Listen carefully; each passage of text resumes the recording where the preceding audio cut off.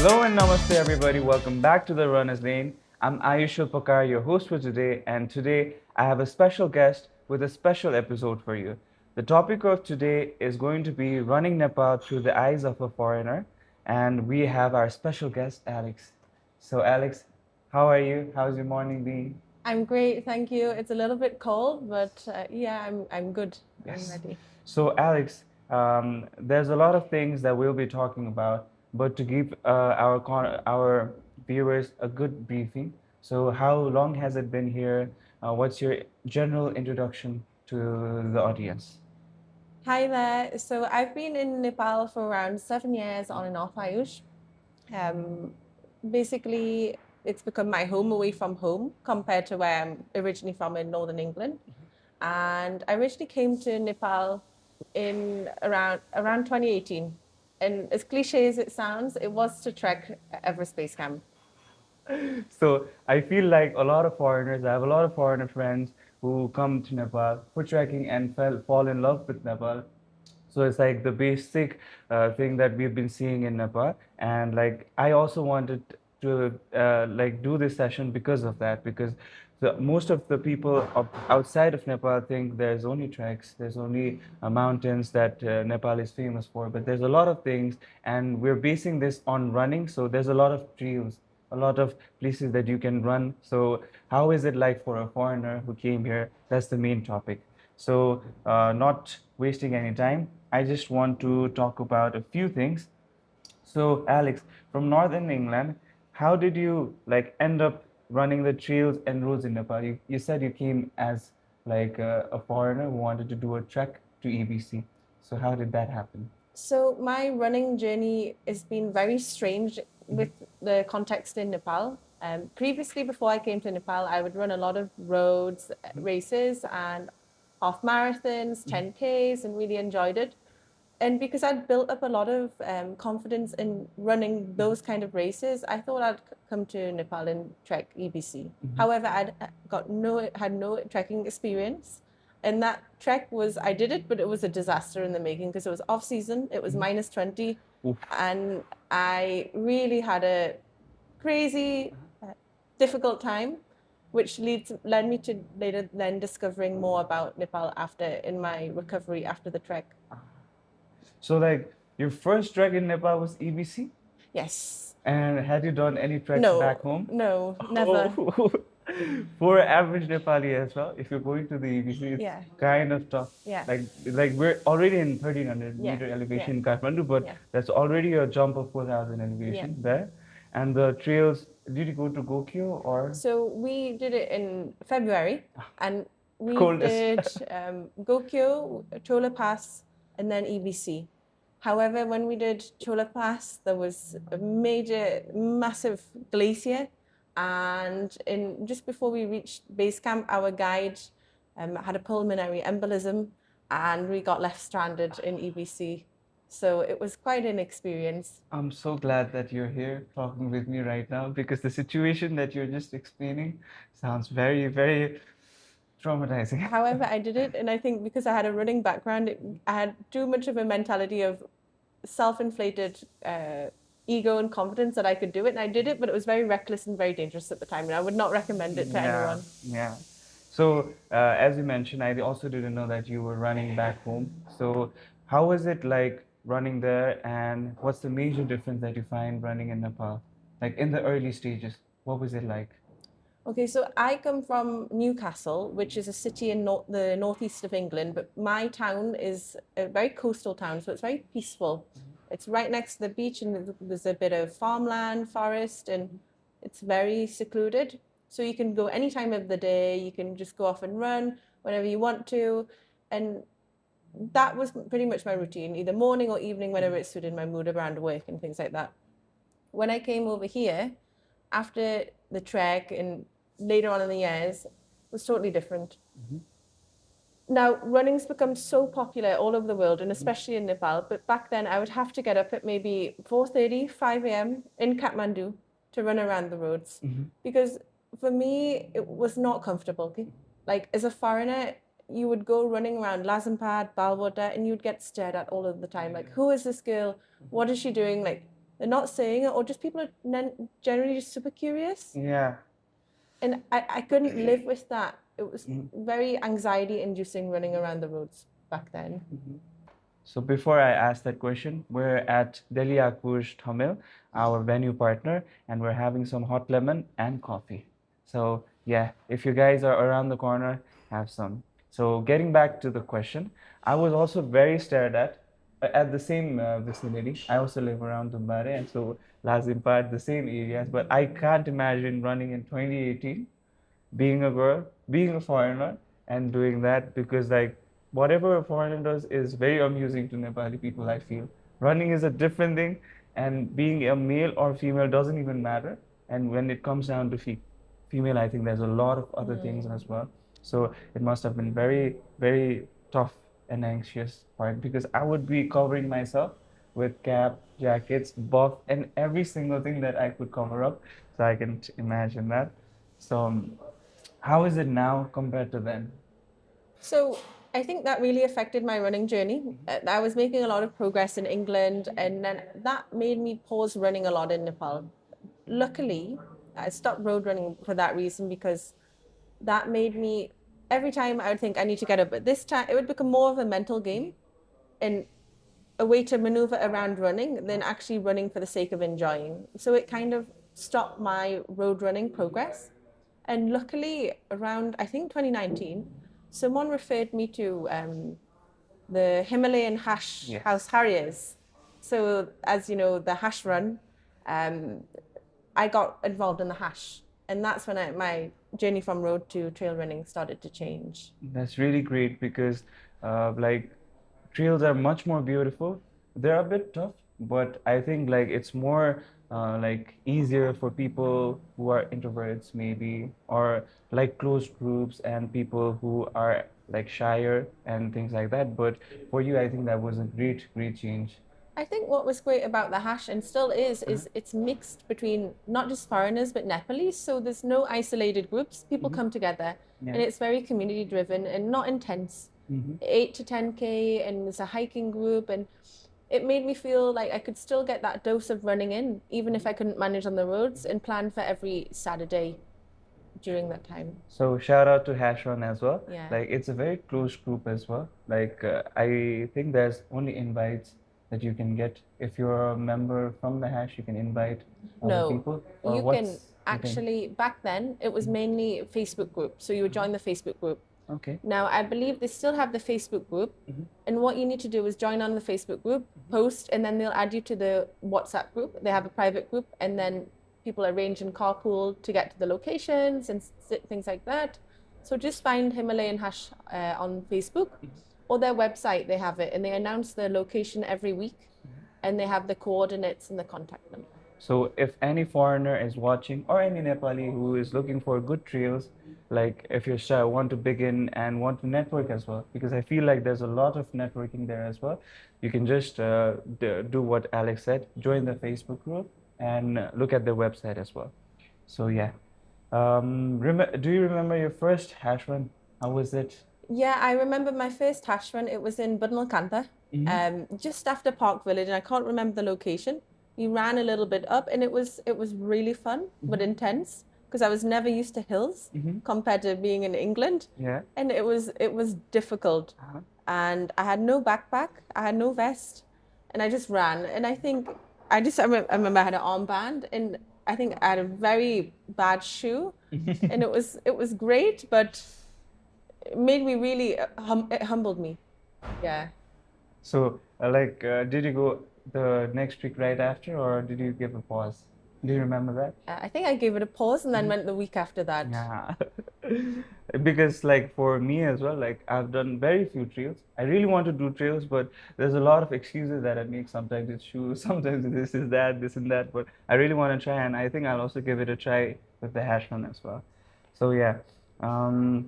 Talking about the context that you just said about the stairs and everything when you just started running, and like, well, what was the major thing? What surprised you the most? The people, the terrain, the chaos, like the traffic and everything, or the beauty? What was the main thing that surprised you the most about Nepal?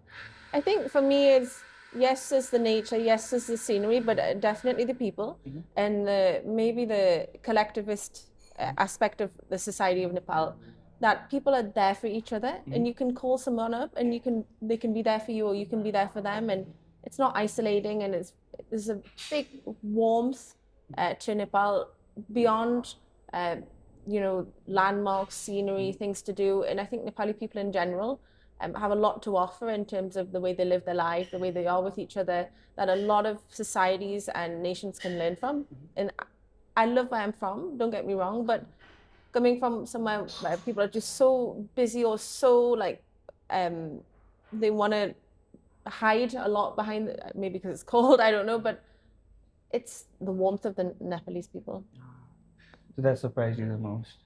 Yes, that surprised me the most. And I think how much of a positive attitude people have and how much potential people have and things that can be done, and opportunity here for not just foreigners but for Nepalese. And again, the world's a crazy place right now, but so many people have such a pessimistic way of looking at things, and Nepalese, they're so resilient, and it's quite what's the word, addictive to be around that.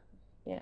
I'm glad that you think that way, living here for 7 years and still thinking that way. Well, it does have its moments, but Yeah. generally if you look at it in the right perspective, there is, yeah. Yeah. So like, did you like feel nervous stepping out to run alone for the first time? Like, do you remember that? Like the mornings that you said about like 4:30s, you'd get out. Like, what do you remember the first instance? Because I still remember the first run that I had. So nervous. Yeah, I think I did because it took me a long time to run also back in the UK because I lost a lot of weight through running. And I used to get anxiety when I was running in the UK, but eventually you desensitize yourself to running, right? So you don't get anxious, you don't think, oh, people are looking at you. So I'd got used to that in England. Yeah. But when I came back over here, it started happening again. And I remember I was running through Lazenpad. I'd run through Gaididara, Yeah. like Balwata Gaididara, and then I'd run through Dibamog, and then all the way back up to Lazenpad. And just running that stretch, it was fine. The main like roads, it was not cool. And I think what scared me the most was not just the looks, but the traffic. And That's the major especially thing. also the people with sweepers. Because it sounds silly, but I would get this exercise-induced asthma. And I'm not asthmatic, but I find myself coughing a lot after a run. So balancing with just that nervousness, and then that it wasn't a nice combination back then. So what do you feel like? Has it changed right now? Do you still get the looks? Do you still feel the same anxiety from the traffic and everything? Well, that's a good question. It depends on where you run. Now in Lalitpur, I don't, because luckily with like Road to 100 and other things, we run through like certain lanes and things like that. But when I run through Kathmandu, if I'm running through like past Singapore or anything, oh yes, I get looks. But I just have to ignore and focus. And I think you have to develop this hard shell to just ignore and know your roots and know the ways. Otherwise, it's fine. But most of the time, people aren't looking at you with a bad intention. They're just curious. Yeah, exactly. But sometimes too many looks on your route can just pile up and pile up and pile up, and it can ruin your flow. Yeah.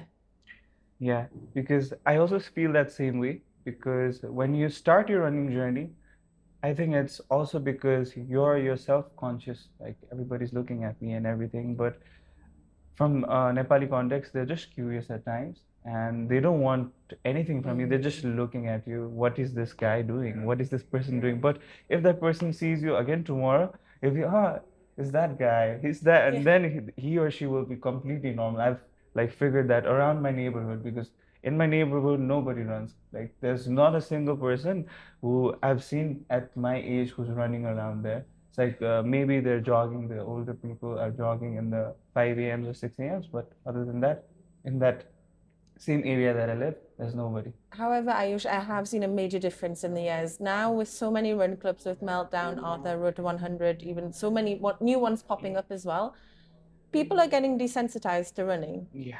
And I am seeing so many people different nationalities, Nepalese included, and they're running. I'll be traveling to Bauda at 6 a.m. in their running, and I think it's become such a nice culture now. People are it's not like what it used to be.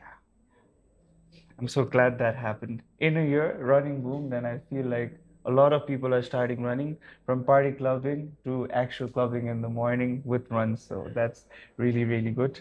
So, what's harder, Nepali trails or the roads? What do you feel? Oh, What that is the harder part for you? roads. Roads, Yeah. then trails. Yeah. I Why so? think for me, roads is a mental game, especially with the traffic, and you worry about your safety a lot in terms of maneuvering in and outside. And I think also, for me, I like to be free in my mind when I run. And I like a lot of peace, and I run as a form of not just pleasure, but as a form of escape and get into that flow state. And I find with the roads being so congested here, it's harder for me to get into that mindfulness. Whereas on the trail, I can get into it very quickly. So even with the fear of getting injuries and everything, you'd still choose trails over roads. I think with trails, it's yeah, I would choose trails. It's more about being more smart on the trail and knowing where to go fast, where to maneuver, where is going to be more technical injury. So I'm kind of a bit savvy on that. I'm less of a risk taker. But yes, I'm definitely more trails. So, for someone who's watching this from another place or abroad or somewhere else, so how would you describe Nepali trails? Because I felt that when people come from abroad, trails for them is much different, like the elevation and everything. But from a Nepali perspective, how is it different? How would you describe Nepali trails? I think it's varied. Nepali trails has a lot of variation to them, not just elevation. You have rocks, you have forest, you have like even roads coming in, stairs. So be prepared for a range of different types of terrain. And I don't think Nepali trails are necessarily difficult. It has trails for different levels of runner, from beginner to, professional elite level. And it's hard to describe, to be honest. Yeah, because I also feel like there's a lot of types of trails, like in the city as well. If you just travel Yeah. like 30 to 40 minutes, you can get beautiful trails in the Botanical area. And there's harder trails if you go like outside the valley, just a Yes. bit far, or outside like Kathmandu. There's a lot of different varieties. So I just feel like if you're an adventurous, and if you feel like you want to try different trails, I think there's a lot of trails that you can discover and do to the most. Like you can experience from 0 to 100 types of trails. I feel that way. So, is there any run or any route that you felt is the most beautiful one, or you want to get back to it every time you run? I think one of the most beautiful routes that I still love is Full Choki.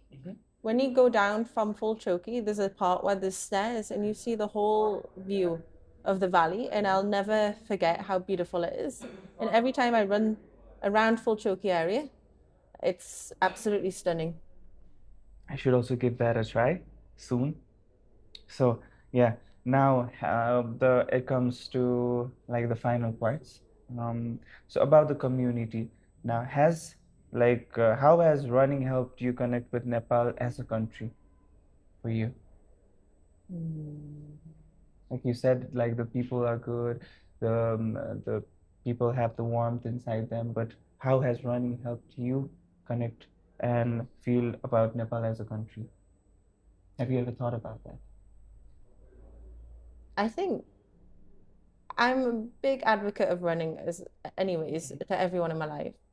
But I think running, this is a very deep question, Arish. So I wanted to put a few deep questions as well. I definitely think confidence, it's made me confident. It's made me more confident in myself in terms of being able to adapt to different situations, especially trail running, because I was never a trail runner until I came here. And I think it's definitely brought an element of resilience within me. which I feel I share it with amongst other people that I run with, and it's yeah. So yeah, I got the gist. Yeah. So right now, do you feel like you're part of the running community here?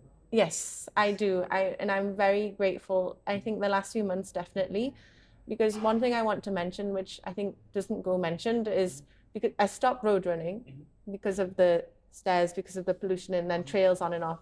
So the past 4 years, I've been running on treadmill only. And people really discredit treadmills, which is a topic for another time, but I still think it's amazing. And coming into a running community, I took my time. I wanted to see this run clubs that have different vibes and different things and for different people. And it's really changed my life. I think it's really made me, it's filled a void that I didn't know that I had.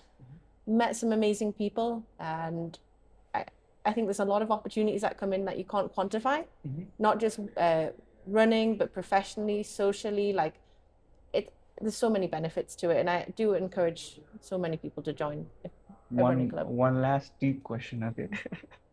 So, what has running here taught you about yourself? Running has taught me not to have a fixed mindset.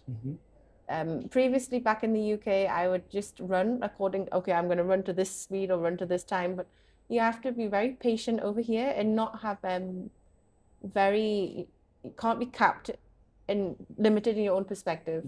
So it's taught me just to be more open, patient, and don't have a specific time to allocate to things, and just leave your interpretation, your time open to whatever needs to be done on the days that you're running. So it's taught me to be more open-minded and patient, I would say.